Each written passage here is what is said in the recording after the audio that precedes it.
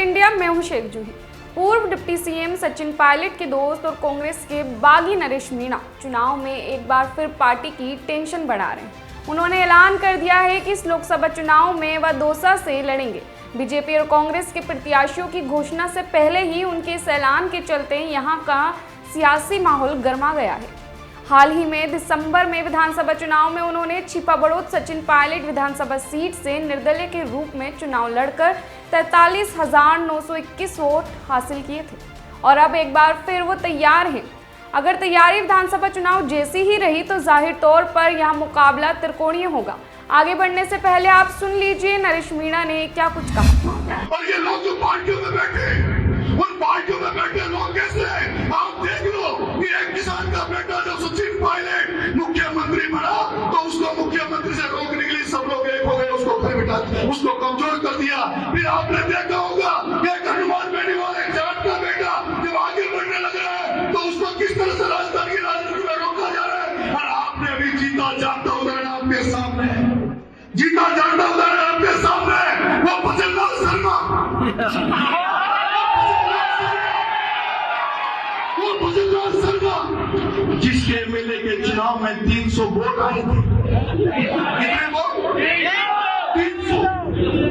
मोदी ने ढूंढा, सांगानेर से टिकट दे दिया, किस्मत से ऐसी सीट से दे दिया जो जीत रहा था और जीत गया। ना कभी आंदोलन, ना कभी धरना, ना कभी लाठी काई, ना कभी जेल गया और वो भजनलाल वहां से जीता, पहली बार एमएलए बना राजस्थान का मुख्यमंत्री। राजस्थान का मुख्यमंत्री और वो किरोड़ीलाल मीणा, वो किरोड़ीलाल मीणा जो मीणाओं के गांव में बीजेपी घुसती नहीं थी, मीणाओं के गांव में भारतीय जनता पार्टी का झंडा नहीं लगता था। उस किरोड़ीलाल ने जन्मजात बीजेपी को मजबूत किया, गांव में घुसाया, मीणाओं में बीजेपी को घुसा दिया। बीजेपी को मजबूत करने के लिए रोज लाठियां खाई, मुकदमे खाए, जेल गया। और उस किरोड़ीलाल को क्या किया? ना पंचायत राज, ना पूरा तहसील।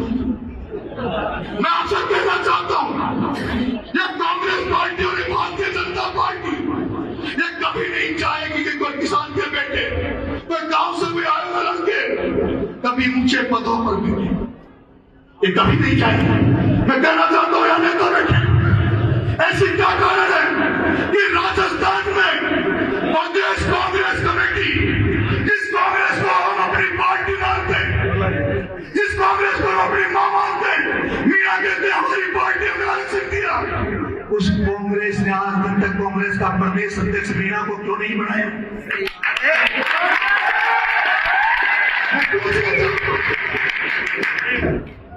जिस कांग्रेस को मीणा ने मजबूत किया, उस कांग्रेस ने मीणाओं को आज तक प्रदेश अध्यक्ष क्यों नहीं बनाया?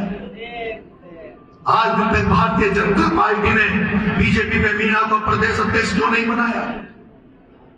लेकिन ये चीजें मेरे बोलने की नहीं है। हो सकता मैं राजनीति में हूं, मुझे कहीं कहीं किसी दल में जाना पड़े और इसी का नुकसान अब तक उठाता आ रहा हूं। ये काम किसका है? ये काम है समाज के पटेलों का। मैं रामेश्वर जी मीणा को आज के बाद बूंदी जिले का जिला अध्यक्ष नहीं कहूंगा। मैं रामेश्वर जी को आज के बाद बूंदी जिले का मीणा समाज का पटेल कहूंगा, मीणा समाज का सरदार कहूंगा। और मैं विनती करना चाहता हूं, हालांकि में 4 जिले हैं, कोटा, बारा, बूंदी, झालावाड़। इन चारों जिलों के 4 जिला अध्यक्ष बना दो, 4 मीणा पटेल बना दो। और वो मीणा पटेल कौन बने? उनको जब मीणा पटेल बनाओ तो उनको स्वागत खिलवाओ, उनको कसम खिलवाओ कि तुम कभी जिंदगी में कोई राजनीतिक पार्टी का दामन नहीं पकड़ोगे, तुम राजनीतिक पार्टी के लिए कभी समझौता नहीं करोगे। जो मीणा पटेल बने, मीणा जो जिला अध्यक्ष बने, वो समाज के जिला अध्यक्ष बने, वो किसी पार्टी का थैला नहीं डाल। ये तो बोल रहे जब बूंदी का जिला अध्यक्ष बोल दे, बूंदी के एमएलए बोले तो कुछ फर्क पड़े कि नहीं पड़े कोई परवाह नहीं। लेकिन बूंदी जिले का अगर अब रामेश्वर मीणा अगर कलेक्टर एसपी बूंदी जिले के प्रशासन से कुछ बात कह दे तो वो पूरे मीणा समाज की बात होनी चाहिए। पूरे मीणा विश्वास करता हूं कि अगर पूरे बूंदी जिले के मीणा समाज ने अगर रामेश्वर मीणा को अगर मीणा समाज का पटेल मान लिया, इसको मजबूती दे दी, तो मुझे पता है कोई एमएलए जाए, कोई सलाह प्रधान प्रमुख जाए तो कलेक्टर एसपी खड़ा हो कि नहीं हो। लेकिन जिस दिन आपने इसको मीणा समाज का पटेल मान लिया, और जब ये मीणा समाज का पटेल जब किसी कलेक्टर एसपी के ऑफिस में घुसे तो सलाह कलेक्टर एसपी खड़ा हो जाए, ऐसी ताकत इनको दे।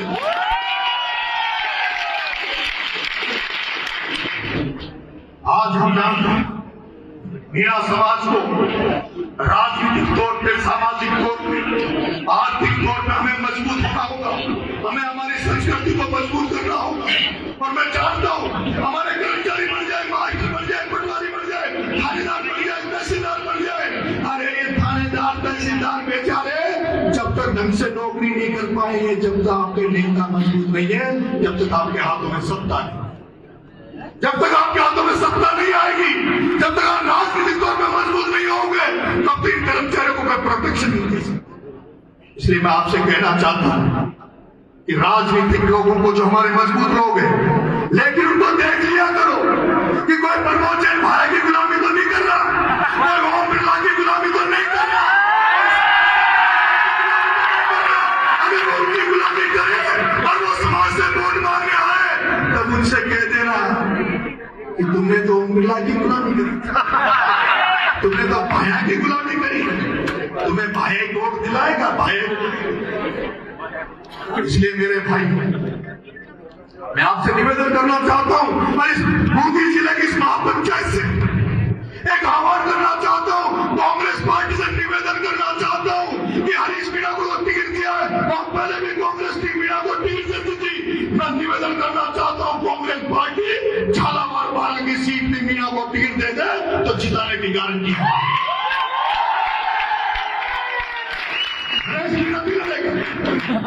नरेश मीणा नहीं लड़ेगा, नरेश मीणा चक्कर में लगी, मैं मेरी टिकट की दुकान चला। मैं चाहता हूं आदरणीय रामनाथ जी मीणा को टिकट दे दे। मैं चाहता हूं आदरणीय कैलाश जी मीणा को टिकट दे दे। अगर रामनाथ मीणा, कैलाश मीणा जो समाज के बीच में रहते हैं, अगर उनको टिकट दिया तो हम पूरी ताकत से उसको जिताने का काम करेंगे, पूरी ताकत से। लेकिन लटकाए नरेश मीणा, जेल जाए नरेश मीणा, मुकदमे खाए नरेश मीणा, और नरेश मीणा ने दुकान ऐसी चला दी जो मीणाओं को ढूंढ रहे, मीणाओं को ढूंढ रहे। एक नेता ने मेरे से जयपुर में एक बार कहा कि नरेश, हाड़ौती में तो मीणा ही नहीं रहते, हाड़ौती में तो मीणाओं की संख्या ही नहीं है। मैंने कहा साहब, हाड़ौती में जब किरोड़ी लाल जी मीणा साहब ने लाजपा बनाई थी तो हाड़ौती में 4 सीटों पर हम से गिन रहे थे, पीपलदा में गिनती के वोटों से हार गए थे, खानपुर में से गिन रहे, छबड़ा में से गिन रहे, मनोज थाना में हमारे एमएलए बने, हमारी संख्या तभी तो है, फिर विश्वास नहीं करते।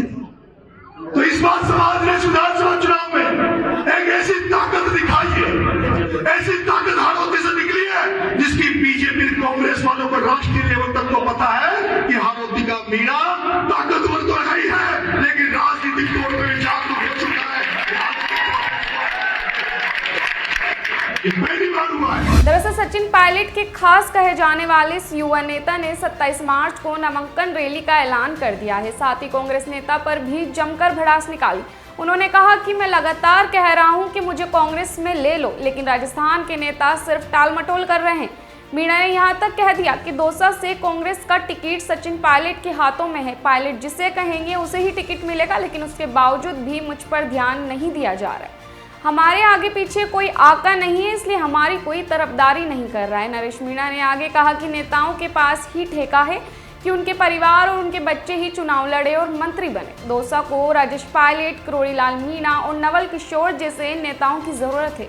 मैंने मुरारी लाल मीणा की बेटी निहारिका के लिए भी बड़ी मेहनत की थी और सबके लिए करता आया हूँ, लेकिन उसके बावजूद मेरे लिए कोई मेहनत नहीं करता। मेरे पास बीजेपी से भी ऑफर आया था, लेकिन मैं बीजेपी में नहीं जाऊंगा। वहीं लोगों ने नरेश मीणा जिंदाबाद, Naresh Meena I love you जैसे नारे भी लगाए।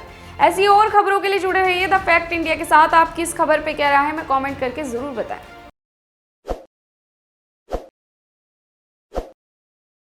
ताज़ा खबरों के लिए विजिट करें द फैक्ट इंडिया की वेबसाइट और डाउनलोड करें द फैक्ट इंडिया ऐप।